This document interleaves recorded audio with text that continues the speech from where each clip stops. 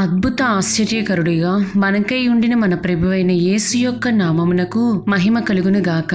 క్రీస్తునందు ప్రియమైన వారందరికీ నా స్తోత్రములు తెలియజేయుచున్నాను. ఈ ఉదయకాలమున మన వేకువ మన్నా యొక్క ముఖ్య అంశము ప్రభువును ప్రీతిపరచు ప్రార్థన. దీని ధ్యానార్థమై మనము మత్తయి సువార్త 6వ అధ్యాయము 7వ వచనము వైపు మన పరిశుద్ధ గ్రంథమును త్రిప్పెదము గాక.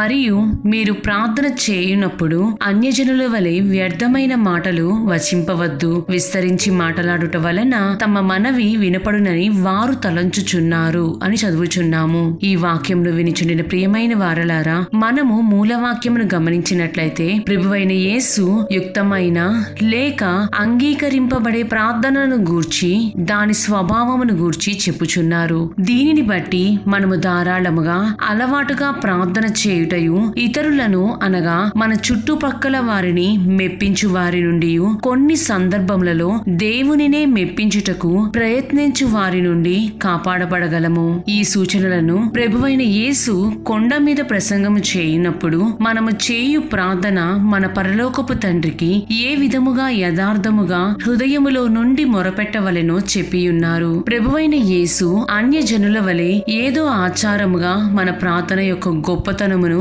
కనుపరుచుకొను జనుల నుండి మనలను కాపాడుకొనవలెనని సూచించుచున్నారు. అన్యజనులైనప్పటికీ ప్రభువును వెంబడించు కొందరు అయినప్పటికీ కూడాను అనేకమైన మాటల చేత లేదా కొన్ని ప్రత్యేకమైన మాటలను పలుకుట చేతను దేవుని యొక్క అనుగ్రహమును పొందెదమని తలంచుదురు. అయితే ప్రభువు చెప్పుచున్న కార్యమేమనగా, దేవునితో మనము సంబంధము ఏదో ఆచారముగా అలవాటుగా కాక తండ్రి యొక్క కృప మీదను ఆయన ప్రేమ మీదను మనము చూపించు విధేయతయై ఉన్నది. అంతేకాని దేవుడు మన నుండి దీర్ఘకాలిక ప్రార్థనలను అందరూ మెచ్చుకొనున్నట్లు ప్రత్యేకమైన ఉచ్చారణలతో ప్రార్థనలపై దృష్టి నిలపరని మనము జ్ఞాపకముంచుకొనవలెను. మన ప్రార్థన మనకు దేవునితో గల సత్సంబంధమును కనుపరిచేదిగాను, మన హృదయాంతరంగములో నుండి వచ్చేడి స్వచ్ఛమైన తలంపులతో నిండి ఉండినదై ఉండవలెను. ప్రియమైన దేవుని జనమా, కొందరు తమ జీవితములో తామే నీతిమంతులమని తమ్మును తాము నమ్ముకొని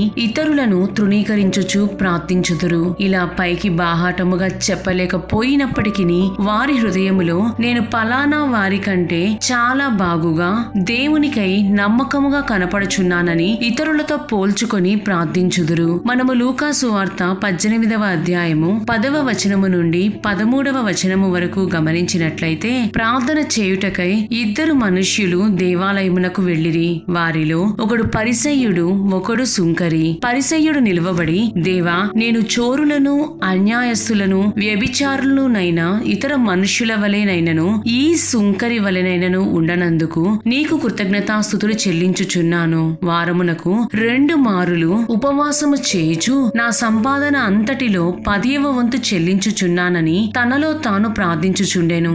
అయితే సుంకరి దూరముగా నిలుచుండి ఆకాశము వైపు కన్నులెత్తుటకైనను ధైర్యము చాలక రొమ్ము కొట్టుకొనుచు, దేవా, పాపినైన నన్ను కరుణించమని పలికెను అని చదువుచున్నాము. ఇక్కడ సుంకరి పరిసయ్యుని వలె విస్తారమైన మాటలు పలుకలేదు, కాని పాపినైన నన్ను కరుణించమని పలికినట్లుగా చదవగలము. చివరకు సుంకరియే నీతిమంతునిగా తీర్చబడెను. నీవు ఎన్ని దాన ధర్మాలు, సంఘములో ఎన్ని గొప్ప కార్యములు చేశావు అనునది ప్రభువు చూడడు, కాని నీవు ఏ విధముగా ఇతరుల పట్ల ప్రేమ కలిగి ఉన్నావు అనియు నీవు చేయు ప్రార్థన ఏ విధముగా ఉన్నదని మాత్రము మన ప్రభువు తప్పక గమనించుదురు. మనము ప్రసంగి పుస్తకము 5వ అధ్యాయము 1-2 వచనములను గమనించినట్లయితే, నీవు దేవుని మందిరమునకు పోవునప్పుడు నీ ప్రవక్తను జాగ్రత్తగా చూచుకొనుము. బుద్ధిహీనులు అర్పించున్నట్లుగా బలి అర్పించుట కంటే సమీపించి ఆలకించుట శ్రేష్టము. వారు తెలియకయే దుర్మార్గపు పనులు చేయుదురు. నీవు దేవుని సన్నిధిని అనాలోచనగా పలుకుటకు నీ హృదయమును త్వరపడనీయక నీ నోటిని కాచుకోము. దేవుడు ఆకాశమందున్నాడు, నీవు భూమి మీద ఉన్నావు, కావున నీ మాటలు కొద్దిగా ఉండవలెను అని చదువుచున్నాము. ప్రియులారా, నేడు నీ ప్రార్థన ఏ విధముగా ఉన్నది? మన ప్రవర్తన సరిలేకయే మనము ప్రార్థించుచున్నామా, లేక ఇతరులతో పోల్చుకొనుచు నీతిమంతులమనేది భ్రమలో ఉండి గర్వముతో ప్రార్థించుచున్నామా? మనము పాత నిబంధన కాలములోని హన్నా యొక్క ప్రార్థనను చూచినట్లయితే ఏలి ఆమె నోరును కనిపెట్టుచు ఆమె మత్తురాలై ఉన్నదనుకొని చుండగా హన్నా, అది కాదు నా ఏలినవాడా, నేను మనోదుఃఖము గలదాననై ఉన్నాను. నేను ద్రాక్షారసమునైనను మద్యమునైనను పానము చేయలేదు, కాని నా ఆత్మను యెహోవా సన్నిధిని కుమ్మరించుకొనుచున్నాను అని చెప్పియున్నది. అంతట ఏలి, నీవు క్షేమముగా వెళ్ళుము, ఇశ్రాయేలు దేవునితో నీవు చేసుకొనిన మనవి ఆయన దయచేయును గాక అని ఆమెతో చెప్పినట్లుగా మనము మొదటి సమూయేలు గ్రంథము 1వ అధ్యాయమునందు చదవగలము. ఇక్కడ ఏలి ప్రభువైన యేసునకు సాదృశ్యముగా ఉండియున్నారు.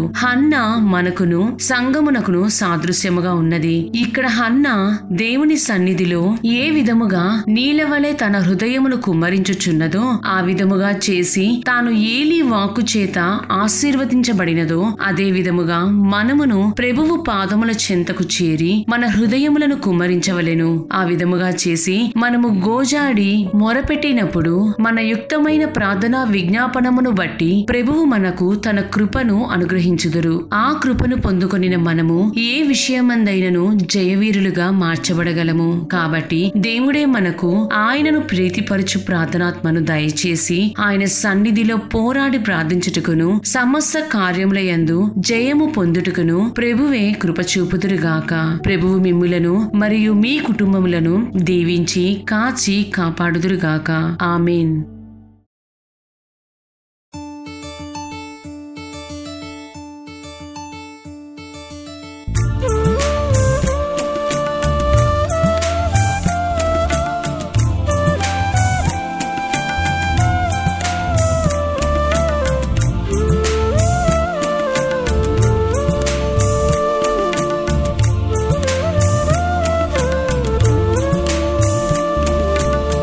ప్రార్థన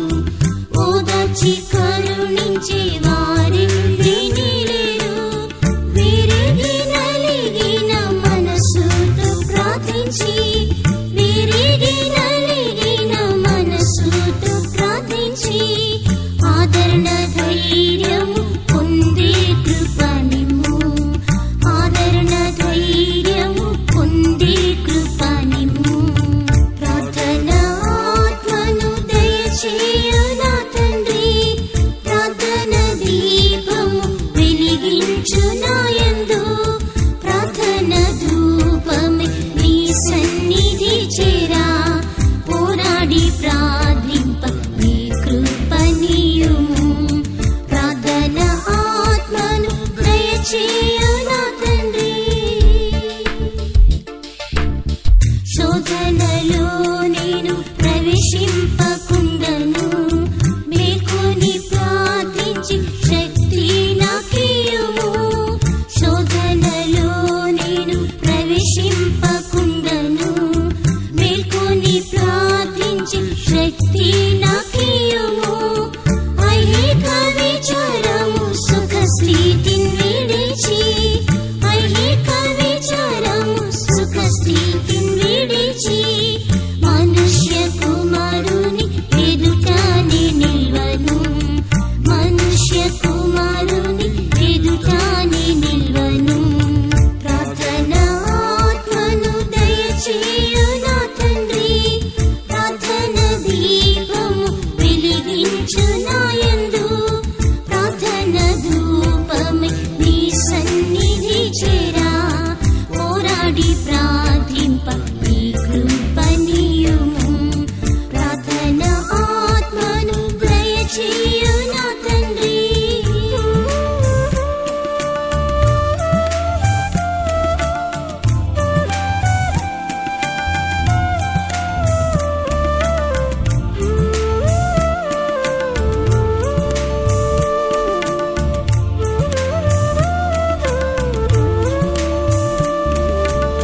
శరీరంలో నేను జీవించు వరకు పరిశుద్ధ జీవితం కాచుకొనుటకు శరీరంలో నేను జీవించు వరకు పరిశుద్ధ జీవితం కాచుకొనుటకు కన్నీళ్లతో మహారోదనతో ప్రార్థించి కన్నీళ్లతో మహారోదనతో ప్రార్థించి ప్రభు యేసు